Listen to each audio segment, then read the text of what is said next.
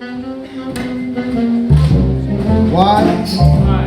Won't you kindly tell me why? You leave me high and dry. Give all the other boys your attention.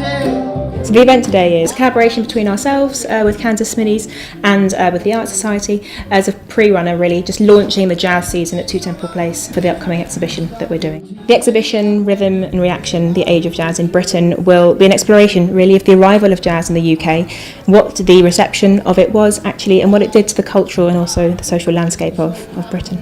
We partnered with the Art Society for this upcoming exhibition as we feel both of our aims actually align, and it's certainly nice for us to be able to access a body of people that are already interested in arts, interested in learning, interested in education. Today is a really, I think, unusual and interesting event. It talks about what happened before jazz. I think quite often we think that jazz came all of a sudden at the end of the First World War, just before the 1920s happened, you know, the jazz age. But there was all sorts of things that sort of led up to it that shaped jazz into what it was become as a music that has lasted for 100 years. So tonight at this event for the Art Society, I am talking about fashion before the jazz age. So I'm looking at debunking some myths, which I quite like doing with fashion history. And actually what I'm talking about is how all of that kind of new thinking of design was happening much earlier than I think people realise.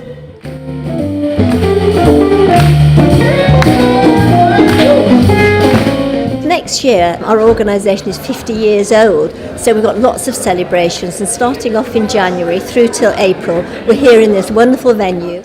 We're not just about societies, we're about looking outwards, and that's what's wonderful about today is to see so many new people who may not have heard of us much before, but it's great that we've got all these people who are interested in something that we're doing.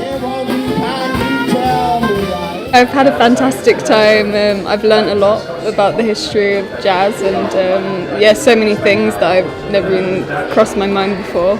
I think it's just really wonderful to have a space where people can come and learn about the intricacies of jazz, and then also see great performance at the same time and kind of mix those kind of two things. It's kind of educational and really fun and also really interesting, and people are here and it's great.